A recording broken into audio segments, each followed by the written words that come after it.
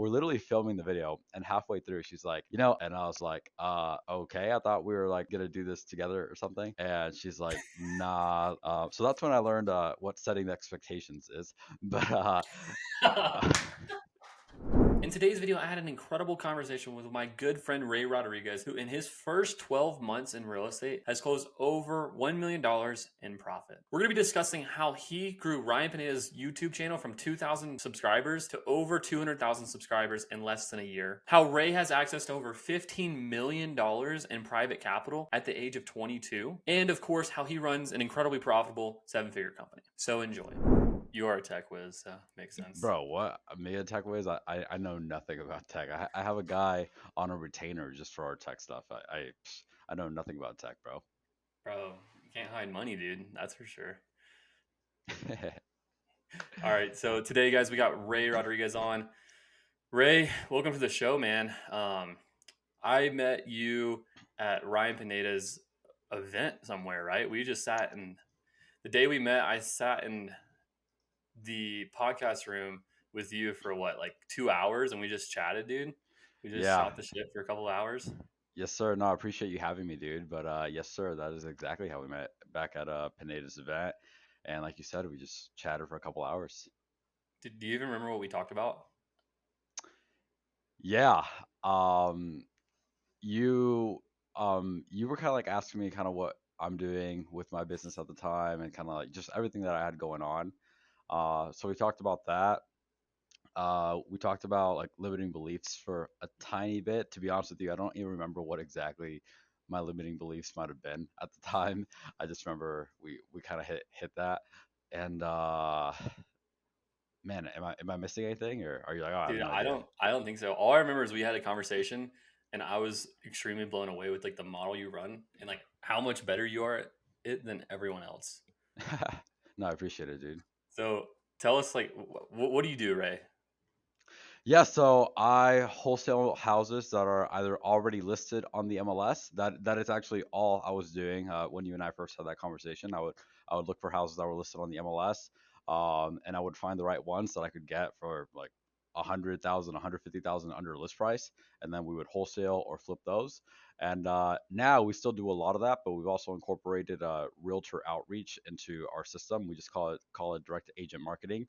So we get a ton of our deals as pocket listings from realtors before they even hit the market. So we get them a little bit deeper that way now. That's that's pretty insane. So you gave a presentation at our event in Denver for Level Up and dude, I remember just sitting there at the table, just like listening to you speak. I'm like, this is the most dialed in thing I've ever heard someone say. So like take me through the journey of like you starting and like getting to where you are now, where honestly, in my opinion, you're probably one of the best direct to agent off MLS wholesalers that I know. I don't know anyone better, to be honest. So how did you go from, just being some kid in Vegas to, running $1 million business? Yeah, dude. So back in like 2020, I was a sophomore, I think, in college, and I wanted to make YouTube videos. Just I don't know, it just seemed something fun to me, and so I started making YouTube videos about the NBA because I'm a really big basketball fan. I'm a Laker guy. I know you live in Denver, but I'm a little Dude, mad go y'all Lakers, y'all bro. got that I don't know. championship. But okay, Support the cool, cool. Nuggets, dude. Uh, Go Nuggets. Go Lakers. I don't know. all right, whatever. So I like LeBron. um, I'll be real. I like LeBron. very very nice. Yeah, I'm a big LeBron guy too. So I'm making these little YouTube videos about basketball, and my channel ends up growing to like 30,000 subscribers on YouTube. And I think that was making me like 1,500 max, 2,000 bucks a month. And I was like pretty dang happy with that, That's like dude. To legit be money, completely dude. honest. Yeah, I was like, yo, and I had some pretty viral videos. I had a video with like 3.6 million views, and a couple other ones that did Jeez. pretty well too. I'd be like, okay, not too bad. And around this time, like the pandemic hit, and so the NBA completely shut down. So I was like, okay, what can I really make videos about if the NBA like is shut down? So I started kind of making other like basketball history videos, but I quickly Mhm. realized that I hated making those videos. I didn't really care for like digging up the history of like how Michael Jordan like I don't know. Like I just didn't really care about all that, right? So um as I'm still like making these videos, my girlfriend sends me a TikTok um by Kong. At the time he wasn't like viral or anything, but it was a TikTok by Kong where he was talking about how you can make $10,000 in like the next 30 days with this little thing called wholesaling real estate, and you needed like no license, no money, basically no nothing. And I watched this TikTok and immediately I'm like, yeah, this is a scam. But my girlfriend, yeah, like my girlfriend said she had sent it to me because when we were in college, like I definitely had a lot of side hustles. So I was doing the YouTube thing. I was also cutting all my friends' hair, like outside of my dorm at the time as well. I was like the university barber, and I was also an Uber Eats driver, and I had like a shoe painting YouTube channel as well. So I was like doing all of these different things, just trying to make some money, bro. Like that's ultimately all I was trying to do. So she sends me that TikTok and she's like, "Hey, I know you like to do some side hustles, so check this video out, and I don't know if it works, then cool." So even though I thought it was a scam, I decided to just really do my research into it anyway. So I kind of YouTubed wholesaling real estate, and at the time, like the only people that were really talking about it were like Jerry Norton and like some of the other like super OGs on YouTube, but Jerry was like the main one that I really watched. So I kind of binge watched his content for like 2 months, honestly, and didn't really take too much action, to be honest with you, until I came across this video from some guy who had like 500 subscribers, and he was talking about how he's flipping 100 houses a year in Las Vegas, and he's also talking about how like you how he started with like no money and like no credit and all these things, and I'm like, wait a second, like if this guy is in Las Vegas doing it, like where I live here in Vegas, then maybe that means that I can do it too. But I don't know anything. I have no idea what I'm doing. So I may not be able to do it right now, but that doesn't mean I can't do it, in the future. So I ended up, this is Ryan Pineda, by the way. I mean, he doesn't have 500 subscribers anymore, but at the time he did. So I was like 564, like subscriber 564 or something like that. So Dude, let's yeah, go. who's The counting? Who's OGs, counting? man. Yeah. That's So crazy. yeah, so I follow him on YouTube, on TikTok, on Instagram, and at the time I was watching a ton of Graham stuff in YouTube videos because I was like, ooh, personal finance, like that seems interesting, and I ended up telling my girlfriend, I was like, yo, this guy who only has like 4 YouTube videos, I think he's my new favorite YouTuber now. And so I follow him on like all platforms. And like 2 weeks after I follow him, I see he posts on his story. He's like, I am looking for someone who can help me grow on social media. You must have experience growing social media accounts, and you must be interested in real estate, and you must live in Las Vegas. And I was like, Dude, yo, like this is, like go no ahead. one, like such a small niche post. Yeah, yeah. No, for real. So I was like, yo, like this is like perfect for me. Um, except I don't have any time to do this because I have my YouTube channel and like my side hustles and whatnot. So I don't really have any time to do this. So I came up with like the smartest plan possible, right? Which is I came up with like a little script for my girlfriend to send in like a video resume, and basically the script was like, yeah, my I can help you grow your social media because my boyfriend's kind of taught me a little bit from what he's done from growing his YouTube channel to 30,000 subscribers, and like my boyfriend's also like really interested in real estate, and he's watched your video, so he can help me like with my job. And so I like came up with this script for her. She does her makeup, she gets ready to film the video. We're literally filming the video, and halfway through she's like, I don't really want to apply for this job. And I was like, okay, I thought we were like gonna do this together or something. And she's like, nah, like I really don't care about being a social media manager or learning about real estate or anything. So that's when I learned what setting the expectations is. But If you could go back, what expectations would you set?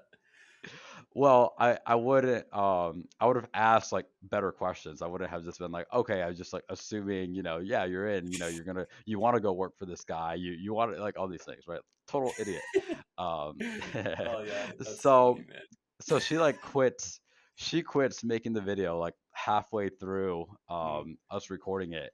and I was like, well, I still want to learn from this guy. I still want to see like what I can do. So I just kind of sat in front of the camera and just kind of tweaked the script a little bit, from like her lot, from what she would have said to what I said. So I ended up kind of just impromptu filming this video, edited it real quick. It was like a minute long. And I shot it over to Pineda, and I was like, "Yo, I think I can help you for this, and this reason, right?" So um, he ends up giving me a call, and I still have an email from him. He's like, "That is the best resume I've ever seen." Which now that I think about it, I'm like, I wonder how many resumes he's seen if like some 20-year-old idiot, But But you had 30,000 subscribers. You wanted to like it. It's a pretty good resume for that role. Like for fair. his position, that's like the dream message. Like he's like, oh my god, I cannot believe this random dude responded to this with a perfect answer. No, I guess that does make a good point. Dang, if only it was, dude. I'm like Like I roles if reversed. only, yeah. No, true. That is a very good point. You're So a we hot end up getting commodity, on a bro. call. So we end up getting on a call, and he kind of like lays out what things would look like if we did work together. And then he kind of like asked, he set the expectations, and then he kind of asked me like what I had in mind, and I just kept it 100 with him from day zero. Essentially, I was like, look, man, um, I'm kind of getting tired of like this basketball YouTube stuff. I really don't think it's my passion, but I do know how to grow a YouTube channel. I mean, I've done that literally 6 months ago. I had 0 subscribers, and now I have 30,000. I'm making like 2 grand a month from YouTube. I think I can help you, get from like a couple hundred. By then he probably had like 2 or 3,000, but I was like, yo, I think I can help you get from where you are now to at least where I'm at. I don't have like a Mhm. 100,000 subscriber channel or anything, but I think I can help you. However, this is not what I want to be doing long term. I really just am applying for this job so I can learn how to like wholesale and flip houses from you. So I told him that like from the very beginning, and then I also told him that once I felt like I was good, I was gonna go off and do it on my own. And he said he was totally cool with that, and he also told me that a lot of people that he hires say that when they first interview, but they all Yep. kind of change their minds. Is what he Yep. told me, and That's the same thing that happens to us. yeah, but I never changed my mind. Like I knew I wanted to, kind of start my own thing, and eventually did that. So had the pleasure of being his social media manager for pretty much exactly 2 years. Yeah, so from September of 2020 to September of 2022. So I did his social media for 2 years. I want to say like the first like 6 months or so, it was all like focus on social media, like grind, grind, grind. And then I kind of felt like I had proven myself a little bit to the point where I felt more comfortable asking him if he could start teaching me a little bit about real estate. And really, I wasn't asking for any of his time. I just kind of wanted to be like a fly on the wall and like watch the operation. And I Hmm. would listen to the conversations and stuff like that. And by that point, he was like, "Yeah, dude, we had grown the channel to like 100,000 subscribers by that point and everything." Jeez. And he pretty much gave me the keys to the castle at that point. So I got to shadow his COO at the time. Shout out to Sean Bob. Got to learn a lot from his sales guys. And learned a lot. So I started cold calling sellers as like in my off time, right? And at the time I was still a full-time college student. So I was going to college full time. I was working for Ryan probably like 10 hours a day, to be completely honest. Those Jeez. were like some really long days. And then I was making cold calls for like another 4 hours a day. And dude, like in like a 3 month period, my like energy levels just felt so depleted because I was sleeping no more than like 4 hours a day, like, but 7 days a week. It was for sure like the biggest transitioning period in my life, like hands down, Yeah. um, hands down. So I'm What sorry, go happened ahead. to you? Because you got you're going to school and you have a girlfriend this time. Like that had to be pretty tough to juggle working 16 hours a day. Yeah, she was definitely mad at me for sure, like for sure. Um, and it was a very very drastic change, like for sure. In fact, Hmm. a change that I wasn't quite too prepared for, Hmm. um because I just didn't know like it was going to be that much work, to be completely honest with you. But at the Hmm. same time, I knew what I really wanted was this real estate stuff. So the only thing I saw like as a barrier between where I was at and like what I wanted was like Hmm. this work that needed to be done, so that I could get the education that I wanted. Or the alternative would have been like, hey, go pay, tens of thousands of dollars to like go learn this, and you're not even going to go get as good of an experience learning it, because you're going to learn a lot better watching it every single day as opposed to just like hopping on a Zoom call, once a week. Like it's just like it's obvious, right? Hmm. Um, so yes, it was really tough, like juggling like all that and a girlfriend and my family life, like with my parents and whatnot. That was like a huge 180 from what I was doing, when I was in college making YouTube videos. So Yeah. yeah, but anyway, I'm making cold calls. I do cold calls for like 9 months straight. Um, I think, yeah, it was like a 9 month period, honestly, that I made cold calls before I finally got a deal. And I was just calling. I don't even know what list he gave me, to be completely honest with you, but I was just cold calling that list, and then I finally got a deal.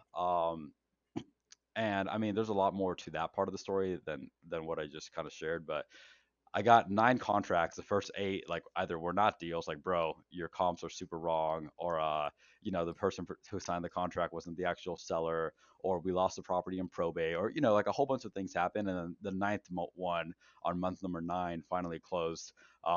Made 3 grand on that one, and I was like, time to drop out of college, like a because that's totally the amount of money that you need to drop out of school. Um, but something that I realized from doing those cold calls, I was like, I'm not sure how efficient this really is, because the majority of those people who I would call would tell me that they had no interest in actually selling their home. So I was just like, I feel like I'm a pretty decent salesperson. Keep in mind, like, for someone with not much experience, but that was my thought process. I was like, if only I could just talk to people who actually wanted to sell their house, I think I would get a lot more deals. So I wasn't too sure what that really looked like at the time. I definitely wasn't qualified to go be an acquisition manager for Pineda's company at that time, and I had a full time job with him already. He wasn't going to pull me away from that to go do acquisitions. In fact, Sean Bob tried. He asked Ryan if I could go work at Home Run. Home Run is the name of his flipping and wholesaling company. And Ryan was like, no, I need him to be focused on social media. So I already knew that he wasn't like too thrilled with the idea of like me spending a lot of time doing real estate. But around this time, I actually ended up tearing my ACL, and I had surgery. And so I spent a couple of weeks like in like a wheelchair after that. And so in a way, it kind of turned out to be a blessing, because when I was cold calling these sellers, whenever someone was interested, what I would do is I would set an in-person appointment, because that's what they did at Home Run. Except since I wasn't like an employee of theirs, I wasn't setting an appointment for like their appointment guy. I was setting an appointment for myself, and so I would just and Ryan made that pretty clear. He was like, "Yeah, you're an employee of my social media company, but you're not an employee of like my house flipping company or anything like that." So I was like, okay, I'm not going to go use his company's resources. I'm not going to try to take a mile when he's already giving me an inch of grace and like teaching me how to make cold calls and stuff like that. So I would just, make these appointments for myself. But when I was in a wheelchair, I couldn't go to somebody's house and like, do all those things or whatnot. I was just chilling at home. So that's kind of when it dawned on me. I was like, let me just go on the MLS and go after people that have already raised their hand and said that they do want to sell their houses. So I started setting up like auto searches on the MLS. Had no idea what I was doing. I was just kind of thinking of like words people would type in if they had a listing with a motivated seller. Really didn't know what I was doing, but roughly 3 weeks into doing that, I got a deal, and I was like, whoa, this was way easier than sitting here making cold calls for freaking 9 months. So I did that, and like a couple weeks later, I got another deal, and then in the next 3 weeks, I got like 4 deals from that. So I went from making nothing like the first 9 months, to the next 4 months, I ended up making like 125,000 just off the MLS. Um, and I was like 21 at the time still, and then I got healthy, and I just When Ryan saw that, he was like, "Okay, dude, you're gonna take a step back on the social media side. Like, I definitely need you to focus on getting me more deals." So this was like January of 22. I think January of 22, I just had like a breakout month, Hmm. and I made 50,000 that month. Just like getting deals off the MLS and JVing them with Pineda. Um, and yeah, we started flipping a lot of those. Bless you. Thank you. Um, so yeah, we started flipping a lot of those, and that was pretty stressful. But did that pretty much half of 2022 until like the market kind of shifted, and then I was still like working for him, finding him deals on the MLS, but um, no one was really buying in Vegas anymore. And I just felt like I had kind of learned a lot at that point where I felt comfortable kind of just going off and doing it on my own. So around Q3 September is kind of when I went off like on my own and whatnot. So that was a very long answer to your question of how I kind of got to like here, but that's the story, dude. Dude, that's a pretty sick story. I know we've talked a lot about it, but I've never heard a lot of those pieces in there. Specifically the thing where you trying to get your girlfriend to go and do Yeah, the yeah. interview for Pineda. That would have been one of the most funny things ever. If Pineda found ever, did you tell Pineda about that? Yeah, yeah. So, What did he in say? like 21, we went to Texas together because we had some like social media conference to attend, Mhm. and we were driving in the car, and I don't know how the topic got brought up. Oh yeah, yeah. We were with a couple other dudes in the car, and he's like, "Yeah, Ray, when he was only 21, he sent me the best video resume I've ever seen," and um. And then that's when I told him, and he just thought it was the funniest thing ever. We were in the In-N-Out drive-through when I told him that, and he was like, "Ah, do you want to fry?" And I was like, "Yeah." So he knows. Dude, that's hilarious, man. Yeah. That's so funny. Yeah, dude, that's honestly it's pretty sweet. I think okay, if you were to go back and like do it again, like start over in real estate, what would you like say to someone who's like thinking about getting in? Easy. I would tell him to cold call realtors. How, would you tell them like that they should go and mentor with someone, or do you think they should just do it on their Oh. own? Oh. Because like that, like my opinion is like if you're gonna start, like I think starting with someone, like this is what my dad told me actually. Whenever I was like trying to get into entrepreneurship, he's like, dude, just pick what you want to do and go work for someone for a year, and then just start doing it. Yeah, I think if you have the opportunity to do that, that's gonna help you out tremendously. You're gonna learn a lot from doing that. 100%. I think that's solid advice. What would you do? What would you tell what would you tell someone? Like, what would your advice? This is my advice. You can take my Um, advice. Yeah, I mean, ultimately, it would be to go learn from someone. That can be like through a coaching program, or that can be through working for someone, or whatever. Because you're gonna have to learn what to do one way or another, and those ways are gonna be faster than trying to figure it all out on your own. But as far as like taking action goes, I do think that person should start off by cold calling realtors. Like that's if I had to launch like a brand new market today or something, that's exactly what I would do. Yeah, I think cold calling to your first deal, whether it's realtors or off market, you have to do. Yeah, unless Like, you I already just have can't like unless you a like ton of are already like cash. a sales killer. Yeah. Yeah, have a ton of cash or already like have done sales your whole career, and it's just about learning the process. Oh yeah. Let me backtrack what I said. If you have a ton of cash and you can't do sales, definitely you don't want to be like dropping 20K on direct mail when you're starting off. Yeah, no, you definitely don't want to do that. Honestly, if you have a ton of cash and like if you have like 50 grand to start with or 100 grand, so I think like hiring cold callers and then like either doing your sales yourself or like bring someone in who you can pay a salary to do sales. It just kind of like just makes it harder Yeah, if for you don't sure. if you're not good at sales. No, I agree. I mean, I definitely didn't have 50 grand when I started off, but if I did, what I think I would have done that. I would have gone out and hired like an experienced salesperson, and then used some of that money for like PPC or PPL or like direct mail or some sort of like high quality inbound leads. Um, but if you're broke like I was, just make some cold calls. Dude, how many cold calls were you making in 4 hours? Do you remember? So at the time, I actually didn't know that I was supposed to count those. So no, I That's kind of funny. How much do you think you Because were making? Like, did you literally just click there? Like, were you an auto dialer or were you hand dialing? yeah, auto dialer, dude.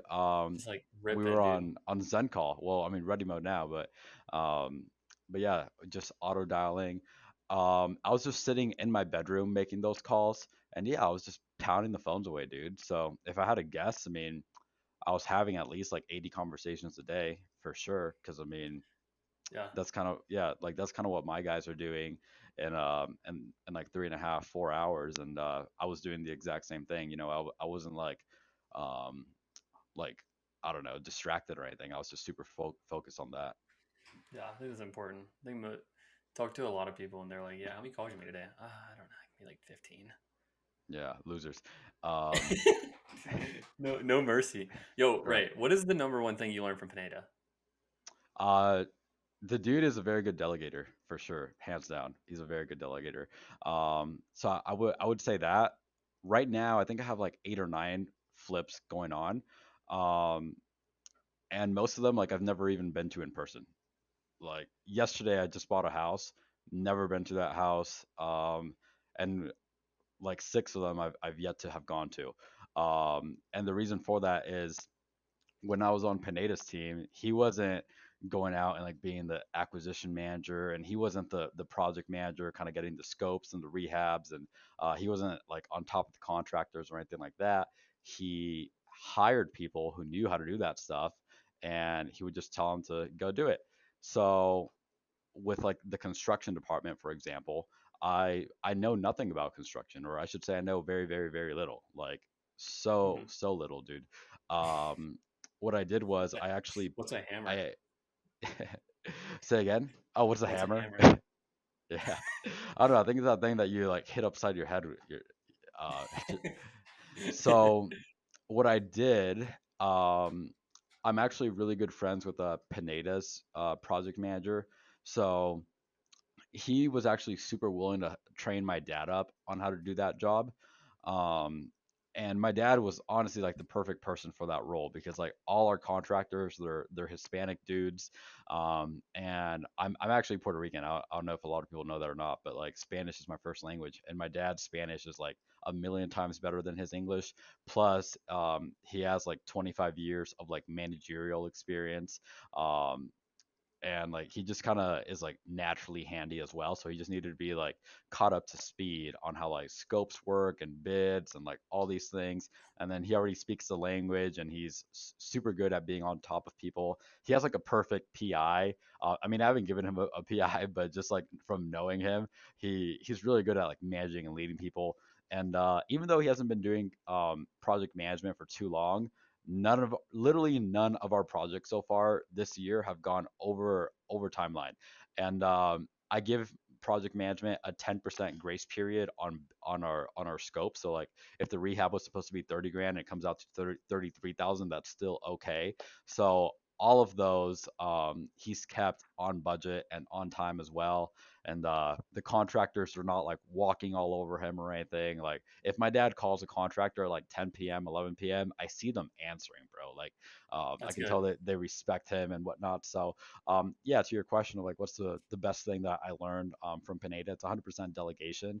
Because that, if it wasn't for my dad, I wouldn't be able to, I wouldn't be able to say like, oh yeah, I haven't gone to like this condo we bought yesterday, or a lot of these houses, bro, like I've yet to see. I only go to them if I want to make like a little TikTok when they're done or something like that. Dude, that's honestly pretty cool. I think that okay, when you go to a house that you haven't seen before, does it feel weird? Does it feel like, whoa, I own this thing? Like this is my house? Like does it feel ever give Um, you like a weird feeling? no, but I'll tell you the feeling that it does give me. Oh, The let's hear feeling is, geez, I hope I was right on that ARV. Like, it. no, seriously, like, It's a weird feeling. yeah, yeah, because a lot of these properties, like, y when I really think about it, like the other day, I went to a house that I had owned for like 3 months that I had never been to, because I was on a cruise with my team, and a wholesaler from Utah, he's like, "Hey, bro, I have this property for like this price. Do you want it?" And I was like, "Bro, what? Like this is like half off. Like, are you kidding me?" Um, and I ended up finding out. So like he assigned it to me for 175. It needed like 10K in repairs to be like a quick little wholesale, and it's worth 300. And I was like, why on earth is he selling me this thing so cheap? And then when we go to close, I looked on the settlement statement, and he was selling it to me for 175. He had it for like 102 or something like that. So I was like, oh yeah, no wonder, like he's making a killing on it too. He wants me to make some money on it as well. So which I can appreciate. I 100% can appreciate that. So um, God, my bad, bro. I Dude, totally that's forgot. crazy, Oh, bro. Because that's a ripper. That's a ripper for both of yeah. y'all. Oh, for sure, for sure. So, oh yeah, now I remember kind of what the point of that was. Like, I show up to these properties and I'm like, man, like I've owned this house for like 3 months now. I really hope I was right on that ARV, because it's like if you really think about it, dude, like you're making a multi-$100,000 investment off of like looking at numbers on your iPhone, like when you're on a cruise or whatnot. You're like, yeah, sure. So, Dude, I know. I was talking about the other day, like we just trust that like this is just like our house, and we're just spending yeah, hundreds of thousands of dollars to like buy it and like hope it sells for the same price that you think it's gonna sell for. for It's sure, kind for of a sure. crazy model, and you've never seen Yeah, it before. You're just like you just look on you're on Zillow, you're on MLS, whatever, and you're like, ah, dude, three sold for somewhat similar. Surely yeah. someone will buy it. Yeah. No, and 90 I'd say like 95% of the time I've been good. Um but when like I went off on my own, it was kind of tough because like the market was like really going down. No one wanted to buy, and I was like caught with a couple of properties that I took some hits on, and I was like, "Damn, being an entrepreneur sucks right now." Um so I Yeah, mean what was the? now go Walk me ahead. through. What was the? What's the? Why do you say entrepreneurship sucks? Well, cuz like my first couple months, dude, I think I'm trying to think of timelines. So it's kind of weird, like how I'm gonna explain this, but in a weird way, like even when I was working for Pineda, I already felt like an entrepreneur because Hmm. on the real estate side of things, I wasn't getting any sort of salary or like any sort of draw or anything like that. Um, Plus, I was kind of like doing every position on my own in a way. Like I was a cold caller, I was following up, I was going to the appointments on my own and whatnot. Um, and then like even when I stopped doing that, I was like, oh wait, like I'm not even kind of getting like their list anymore. I'm like making my own list like on the MLS and stuff like that. So um the the mindset shift, it wasn't like as great as like you might think, to your question of like, oh, like what was it like kind of going off on your own. But it still did have like a little bit of like a, okay, like I'm 100% on my own now, like I can't ask Ryan or Sean Bob a question if I have a question now, or something like that. So that part of it definitely was different, but it wasn't even all that different because by the time that I felt like I knew enough, I wasn't even really asking Sean Bob or Ryan questions anyway. I kind of knew like what to do if something happened. I'm like, oh, you do this and that. So I mean, I wish I had like a more fun answer for you. Be like, yeah, once I left on my own, like I saw the stars align, or no, nothing, dude. It was just like, okay, now I'm really on my own. And then Ryan's company had actually just stopped buying houses, and he was really like the only buyer that I knew at the time. So I was like, okay, crap, now what am I gonna do? And like no one wanted to buy homes. Um, so I guess like the feeling that I did feel was like a little bit of stress, or a lot of bit of stress, I should say. Um, but I don't know, like even saying that, dude, like I wasn't like crapping my pants or anything. I was just like, well, like it is what it is, and we pushed through, and like it was fine. Like it was fine. Yeah, I mean, worst case scenario, you can just start like painting shoes again. Yeah, could definitely start doing that. So, Bro, I watched your YouTube video on painting shoes. Fire. oh really? How do you even find Yeah. that video? Because you subscribed to my YouTube channel and I somehow like got the notification of your Oh, YouTube channel name and I was like, oh, let's go check it out. nice, nice. Yeah, those shoes, those like 5 minute videos would take like 40 hours to make, dude. Dude, how do you even paint a shoe, bro? It looks crazy. Okay, so step one, you want to get a like acetone or nail polish remover and like put that on a cotton ball. You want to go ahead and like rub that all over the shoe. So that's gonna take off like the factory coating of it, which is gonna make it so the paint is more adhesive to stick. Then you Uh-huh. want to go ahead and get a paint primer and like spray it all over the shoe with a like a paint brush spray, like a little sprayer, so that it's like another level of adhesion. And then you Uh-huh. get shoe paint. I like a brand called Angelus. So you start just painting it from there, and then when you're done, you put like a sealing coat over it. I really like a brand called I think it was called LK Liquid Kicks. Uh-huh. And then you lace the shoes back up, and then you ship them off to your customer. Dude, that's like a master. You can make that a book, dude. That's like okay. Buy When my Ray course. talks, if you ever ask Ray a question, that's just like how you answer every time. Like it's like a how-to question. Dude, okay. Yeah. So talk to me about this too, Ray. You make it. I want to know like some of the things you did, because I think it's super interesting. Because there's two sides of this. One, I want to dive into like your model and like how you do it at a high level, so people can get some value from that. But two, also like Ryan Pineda kind of blew up out of nowhere on social media, and like I know we've been talking a little bit about him today, but like No, perfectly fine. why do you feel like he was able to blow up on YouTube so quickly? And like what role did you play in that? Well, yeah, I mean, I definitely don't want to take like all the credit and be like, oh, like it was all because of like my presence that he is who he, like it's definitely not that. Um, but I think it's actually for the exact same reason that Hormozy blew up, kind of like what seems to be out of nowhere. Um, sure, Ryan had just recently started making YouTube videos, like when I met him, but he told me that he had been making videos on Facebook for like 5 or 6 years before that, and they weren't like fancy professionally edited videos, but they were just him grabbing his phone and kind of like front facing camera, like, hey, I'm here at a flip. So he had like 6 years of practice of like speaking on camera, so that actually Hmm. made it a lot easier to work with. I didn't have to be like, all right, bro, you sound like someone's putting a gun to your head whenever like the camera's recording. So he was already like really good at speaking in front of a camera, which, believe it or not, like is actually a skill you have to develop. Like when I first started making YouTube videos, I would sound like a total moron, like who didn't even know how to complete a full sentence on camera. Hmm. Um, so I mean, credit to him there. And then he was also very resourceful and knowing how to find the right people to teach him the things that he didn't know. So for instance, we would have calls with a guy named Patty Galloway. We would have a Zoom with him like every Monday or Tuesday. I see you nodding your head. Are you familiar with who Patty is? I've seen his stuff before a couple times, or I've seen him Nice, around. nice. I don't necessarily know him, but yeah.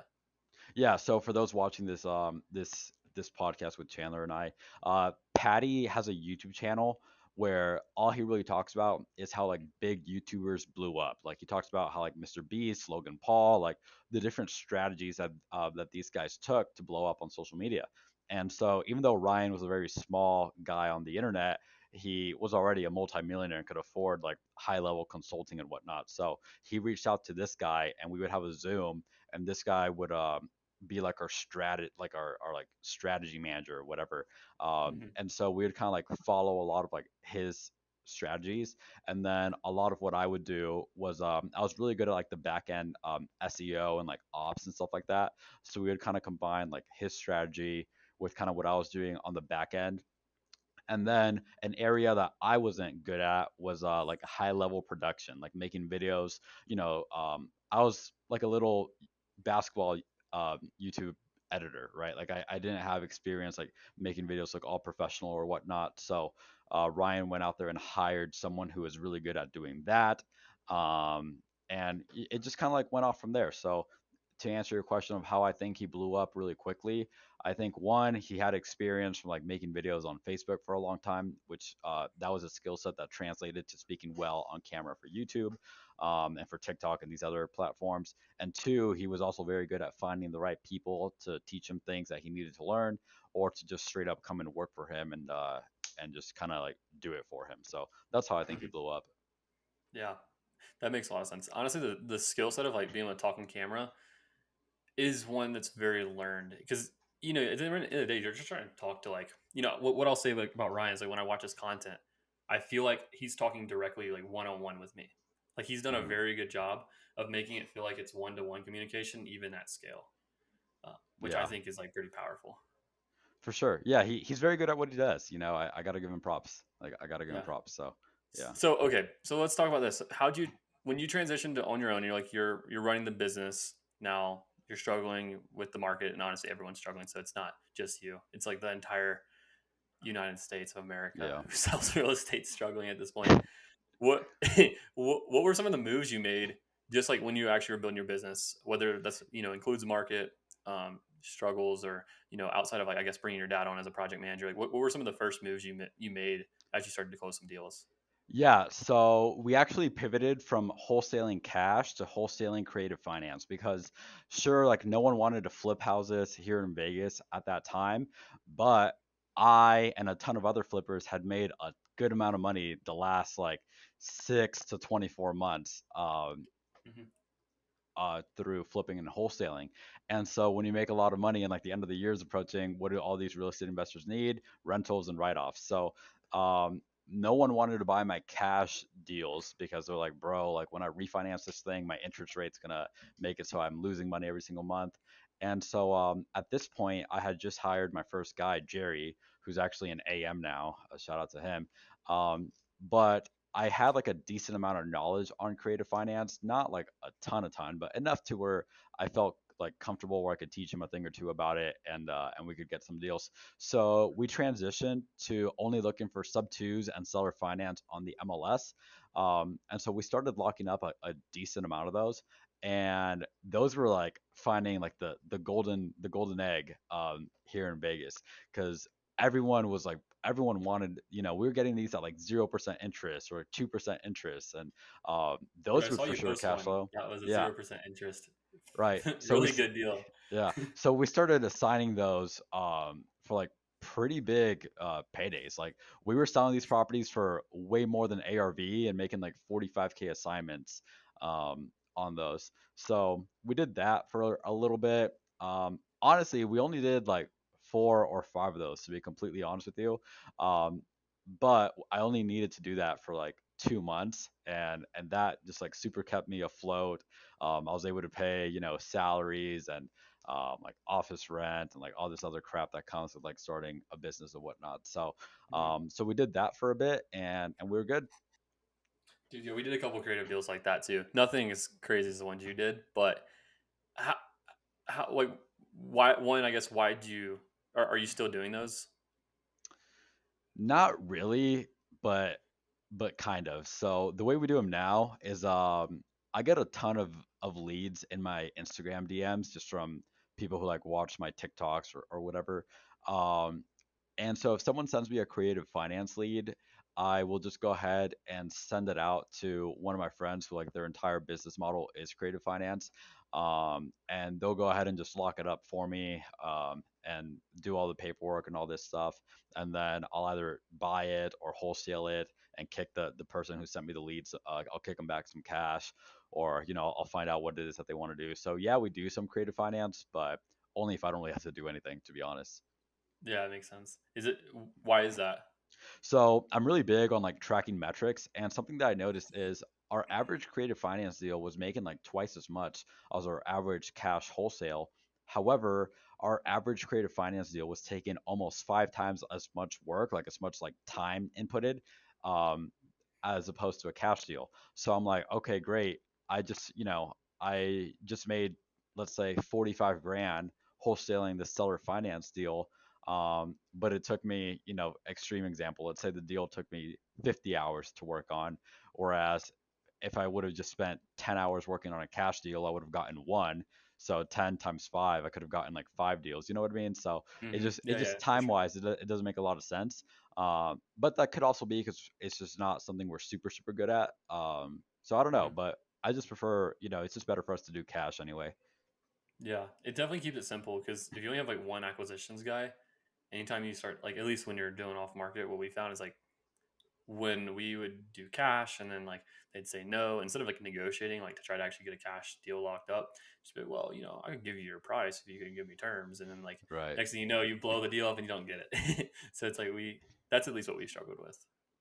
Yeah, honestly, a lot of people in like wealthy investor, they're like, Ray, you're so good at creative finance. I'm like, no, I'm not. Like, I've done like 5 of these things, bro. Like, sure, maybe 5 more than than the person telling me, but I'm honestly not even that good at it, and I have no problem admitting that. Like, we've made good money off like 5 deals, but Mhm. I wouldn't feel comfortable like, you know, I don't know, like Teaching someone, you'd be like, yeah, "I'll show you what exactly. I did," but like, I mean, Yeah, I'm not like an expert. exactly, Yeah. exactly. Yeah. I think that's pretty fair. I think like that's kind of how most people are. There are some people who are like Pace Morby, for example. No one even comes close to Pace at No the one. ability in creative finance. Like he's in his own league. There's another guy. His name is Matthew Simmons, who's like really really good. I think he's in Pennsylvania.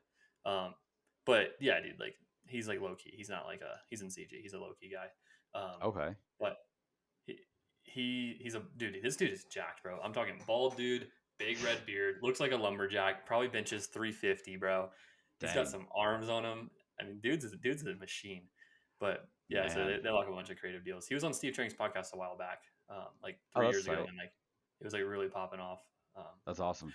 but yeah, dude, I was gonna ask, like, so you have this like social media, like you have like a very unique like ecosystem, right? So it's like you have this like social media following, this experience mixed with the real estate experience and this real estate business. How do the two like merge together? So, to be honest, I don't really do anything with social media nowadays. I do post like my own TikToks and stuff like that, but they're mainly just stuff to like, I don't know. I just kind of want to throw something out there. Um, That's see what I if mean too. Is like your yeah. shorts. Like how do you? Because like your shorts come up on my feed all the time, and I watch them, and I'm like, Ray's teaching me some shit, you know. Um, well, how like what why do you do that? Like what's the reason behind that? Like how does that mesh into the business? And it obviously sends you leads, so it's not a bad Yeah. time So spender. it does send me leads, but what it really does, and like the main reason I do it is it helps me raise private capital. So Mm, like I haven't pulled a hard money loan ever, honestly. Unless I was like JVing with someone and like that person's job. Like for example, I did like 16 JVs with Pineda, and he was a big fan of like pulling hard money. So I mean, I guess if you count those, then like yeah, I have pulled hard money yeah, loans, but um, every single one of my flips, and I mean, right now we have like 9 of them. But so far this year, I mean, we've had quite a bit more than nine. Literally, just all of them are just straight up raising cash from my Instagram. All I do is maybe once every 6 or 8 weeks or so, I'll post on my story, be like, hey, um, if you have at least 100 grand, you want to invest with me in my company, shoot me a DM. And I have a list of like almost 90 people on my phone who have at least 100 grand that are willing to do it. And so I really don't even need to post on Instagram. I just for money, I just do to like continue adding more people. But whenever I want to raise capital now, I just look at the list I have of people on my notes app, and it's really just as simple as like sending a text message and being like, "Yo, can I borrow $250,000?" And they'll be like, "Okay, sure." So that's kind of how like I've used social media for my business. And yeah, we do get deals from it for sure. I think we probably, I mean, I could pull it up, but just from my Instagram alone, we've probably made like an extra like 180,000 this year from deals. So we do definitely get deals from it, but the main benefit I would say is like all the private money that I have access to now. I think that's a fantastic idea. You know, I was actually going to ask how you did that with your social media, but just asking if anyone has 100 grand and they're willing to like basically invest in a deal, then like you're going to get tons of qualified leads. It's the same thing you would do for any like lead. You know, you just ask for the right avatar. Yeah. Right. No, that's it. And just like putting yourself in like the right rooms and whatnot. Mhm. Where have you And found your what, best private lenders? Are they coming from social media? so my best private lender, he's actually someone that I met in Pineda's mastermind. Hmm. He had just sold his tech business, and he had like a couple $1 million in the bank, and so I've used him. He was the first guy I ever used, and I've used him a couple times now. Um, Another really good private lender of mine, um, we met on yeah, yeah, we met through social media. Um, yes, he sent me a DM, and he's actually like a really big like social media influencer. He's like a Hmm. younger guy in his 20s, and he's like a multi-millionaire just from social media. So that's how I got another one. And then I would say like my third best. I mean, there's a couple people who would probably be tied for like third best, but yeah, like they're Just like other people who you use like one off. yeah, Dude, they're that's pretty much crazy. I just just did the math in social my head. media. Your notes app has minimum $9 million in it. Yeah, it's insane. Dude, it's probably like 15 to be honest or more. But that's crazy. And so another way that I've found private lenders that was it's probably like fourth or fifth on my list, but it's the fastest growing section of like my private lender list is other realtors or just like realtors. I shouldn't say like other realtors, but just like realtors in Vegas who have gotten like my cold emails, my cold texts, my team's cold calls, and they end up like following me on Instagram and they'll shoot me a DM. I'll be like, "Yo, I keep getting these like lowball offers from you. Like, what are you doing?" And like we'll like hop on a call, or if it's someone that's like doing like a ton of business, we'll for sure like I'll definitely push for that appointment. Um, and like we'll meet in person and whatnot, and like have a bite or whatever. And like most of those people that I end up meeting with, I think all of them actually, they end up getting on my list of private lenders, and these are realtors that are making like 800 grand plus a year. People who I know have a good amount of Ballers. cash. Yeah, Yeah, like some ballers. Oh, how could I forget? Two of like my good private lenders are surgeons. So that those makes are just sense. people that I've kind of met. Um, how did I? Well, one of them I met through my mom, and then the other one I met through like a friend of a friend. So that's how like I've gotten a lot of my private lenders. At the end of the day, like, dude, it's most of it's like credibility. Like, you're a credible person. You post on social media, people are like, oh, I know, like, and trust Ray. He seems to be a pretty wise person. Then you just like tell people, hey, I'm looking for this, and they're like, oh yeah, yeah, I'd be down to do that. And then Yeah, and that's then the I just recipe explained for. to them. Yeah, and I just explained to them like how their money's protected. I have like a pre-recorded video I shoot out, and that's it. Dude, that's honestly one of the things I feel like most people struggle with is and Pineda actually told me this once. He's like, you need to keep farming, not farming, but building your private money lenders list, because like for us, like we have like 3 or 4 people who we use, and like one of our guys we use is like a professional like private money lender. Like he's just a private guy, only works with a few people in Atlanta, um, and but he's like got pretty deep pockets. But we've been in situations where it's like we're trying to close on like 6 or 7 properties in a month. It's like a few $1 million or Mhm. whatever, and we've had to like kind of scramble to get some money raised. Yeah. So it's like I think that that's one thing that most people don't look at enough, and including myself, is private money. I mean, that's like that's a lifeblood, dude. What kind of flexibility has having access to like that kind of private money allowed for you in your business? Yeah, so like for example, that's a great question.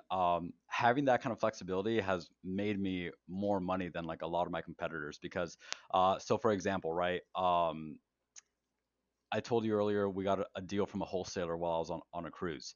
Well, a big reason why that deal went to me is because the lady was going to get foreclosed on in like 48 hours, and title had said that they could close it if the lender could somehow get the money in on time. I was like, oh, are you kidding me? Like we're straight cash, baby. So and Running like through the veins right there. yeah. Now that deal ended up getting like actually postponed and we didn't close for like a month after that or whatnot. Um, and that Jeez. was like That probably makes sense why the wholesaler sent it to you at such a good discount, because they're like, dude, we kind of are fucked right here. We want to make money and yeah. get this on the road.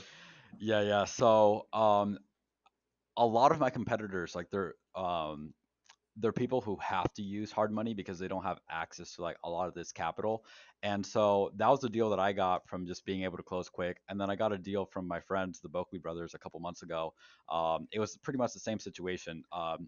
From the day I found out about the deal to the day I owned it, it was like I found out about it on a Tuesday and I bought it that Friday for like 300 grand or 290,000 just because I had access to that money. And their dispo guy was telling me that he's like, yeah, dude, we have a couple people interested, but none of them can close for like 3 weeks. And they got to go find like a gap funder to like, put some money down for the hard money loan. And I was like, bro, I got access to that cash. So bought that one, with someone else's cash. And so yeah, I those are two deals right there that I wouldn't have been able to get if I didn't have like access to that cash. And a lot of other people they wouldn't have been able to buy those deals either if they don't have access to that cash. And you get like 100% LTV probably on most of these deals. Oh, for sure, dude. Yeah. Do they fund a rehab budget too? Yeah. So I've actually I'm trying to think. I've never had to use like more than one private lender on a specific deal. So Hmm. I know who, like, whenever I'm talking to someone about them possibly letting me borrow money, obviously I want to find out like how much money they're willing to let me borrow. So if I know I'm gonna need, so for that house, we bought it for 290 and I needed like 65,000 for rehab.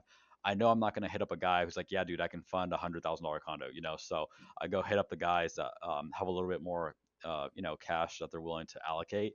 Um, and dude, I'm not coming out of pocket for anything, not for the rehab, like for nothing at all. Not even for interest payments because we do deferred interest and I just pay them off when I flip the house. So my bank account, I'm not seeing any money like leave my personal bank account or my operating expenses bank account. I have a completely separate account just for other people's money and it's just for like my rehab funds. Hmm. And sure, I may have like a quarter million of other people's money in it if I have like a lot of flips going on. Um, but it's not really my money, so I have no problem just kind of like borrowing it and using it and then just paying people back and whatnot. So it's pretty Hmm. smooth. Yeah, I mean, you're all there. Everything's secured on the deed of trust or promissory Exactly. note, and then it's all Yeah. going to get paid at closing. Like it's pretty straightforward. If you don't know about private money, if you have no idea about anything private money, how do you like learn about it? And like, what's the best way to get it? Like, let's just say you don't have any social media following. What's your strategy to go and get some private money? And how do you learn? Like, how do you even do it? So I mean, I'll tell you how I learned. I learned because Pineda's TC was in charge of like doing all the paperwork, and Hmm. so I just asked her to show me how she did it, and so I learned how to do it from her. Now, how would someone else learn how to do it? To be honest, I don't know, but I can make a YouTube video on exactly how it is that I do it. I'll just toss it up there, and boom, now anyone can learn how to do it. Yeah, How to it's how to fill out a note in a deed of trust. It's not a rocket science. you could probably just ask your escrow company. Honestly, they'll probably be Yeah, able to do it. that true. I remember I did call my escrow company once, and I had only done like one or two deals with them, and they're like, "Yeah, but we're gonna charge you like $550 per document," and I was like, "Yeah, I don't know about that." So, um, Oh, we uh, do we when we move to new states, we pay for attorneys or escrow company like write up new docs, so that's worth it, I think. But yeah, dude, like if you need help with private money, it's pretty simple. You have a security deed of trust and a promissory note, and then the deed of trust is just like the lien on the property, and the promissory note's like basically like the loan, yeah, essentially. and then I add my lenders like as additional insured, like with Yep, my yep. insurance You got to make sure you don't policy. have And insurance. so I mean, all my lenders like they're all happy. I haven't had anyone be like, "Oh, I'm not letting you borrow money again." On the contrary, I have lenders hitting me up all the time, like, "Hey, do you have any more deals I can invest in?" Um, or I'll even have other people's lenders asking me if I have deals like for their lenders, or if they can use like my lender or like whatever, you know. So Yeah. How it's do you it's nurture pretty cool. your? How do you like nurture and like communicate when you borrow someone's money? How do you communicate with them to keep them in the loop of like what's going on? Let's just say because it's inevitable, you're gonna have a deal go south or take longer than expected to close. What's your like communication like cadence look like with the lenders? Yeah, so I wish I had like a perfect like template for you. Be like, oh, day 14, send out this text. Day 20, no. But Yeah. honestly, it's just like whenever I freaking feel like it, I'll send you a text. Like, that's kind of what it is. And I think I do a pretty good job communicating with like anyone I interact with anyway. It doesn't matter if it's like the janitor at like Walmart or like yesterday, my church had a concert, so I went to church from like 7 to 9 p.m. and this past weekend I had gone to Disneyland and I bought like a new hoodie. And so like as I'm leaving church, I'm walking to the bathroom and I see a dude with the exact same hoodie that I had. And totally doesn't matter that we're in the bathroom. I just started chatting with the dude. So I was like, yo, I have the exact same hoodie. I just bought it this weekend. So I just feel like I just naturally talk to people. And so like I might want to text my lender to see how their day's going anyway. And then I'll just like fill them in on the property kind of like as we're chatting, or I'll see they post about their kids on social media and I'll slide up and be like, oh, your kid's cute. By the way, Hmm. we have 5 offers. I'll accept one tomorrow. Something like that. So, Yeah, yeah. just as That I way they're feel in the like it loop. on, yeah, as I feel like it is kind of when I text them. Dude, I love it. Okay, what do you feel like for your wholesale business has been one of the biggest levers you pulled in the last 6 to 12 months? Easy. So, um, I'll tell you, it, I'll tell you kind of something. It's like still pretty new. So we'll see how it goes, but I think you'll see what it is. Let me get this out your way here. So my bad. I got distracted. Something going on, but You're good, as bro. as you know, like we just recently started direct to seller marketing, and we started off with inbound marketing right away. And the reason we were able to do that is because what we were doing for marketing this entire time has cost me no money at all. So my margins are a lot higher than, like, a typical wholesale company. And something that I've been doing from pretty much day one is I will take 50% of top line on all my deals and just put it in a completely separate savings account. And so when I decided it was time for me to like branch off into direct to seller marketing, I already had a good amount of cash saved up that I could just start paying for inbound leads. Um, and so that is kind of how I think that's been like beneficial to us. And I don't remember exactly how you asked the question, and then I got like sidetracked by something going on over here, but I hope that answered your original question. Asked what the biggest lever is that you pulled, Yeah, which I think that's that boom. is Yeah, that's a huge lever because if yeah, you have cash, right. you have a lot of flexibility and you Yeah, can be agile. and something I'll add to that if that's okay. So what I got distracted by is actually a huge thanks to you. Um, when I started direct to seller marketing, I was like, hey, I want my sales guys to be the absolute best at like their scripts when it comes to talking to sellers, because we're pretty good at talking to realtors, but I want my guys to be like really good at talking to sellers as well. So shout out to you. You connected me with your lead manager director, who's been training my guy one on one. So my guy just actually stepped out because like right now it's a Zoom. Shout out to Jordan Hayes with him, and that's kind of like I wasn't sure, like my guy was talking to me for a second, so like turn and so being able to like afford high level training as well. My guy has gotten so much better from like working with your LM director. Um, and then on top of that, we're combining that with really high quality inbound leads. So that's definitely like the biggest lever I was able to pull, just being fortunate to have like a good cash reserve when we first started out marketing. Dude, it makes it so much easier if you have money. Yeah, Hell yeah, for sure. you'll love that, bro. I appreciate you being on here. This is awesome, No, dude, thank you so much for having me. Hope it wasn't like a total waste of your time. dude. I definitely don't think it was. You should never say that again, dude. Nah, I had a blast, bro.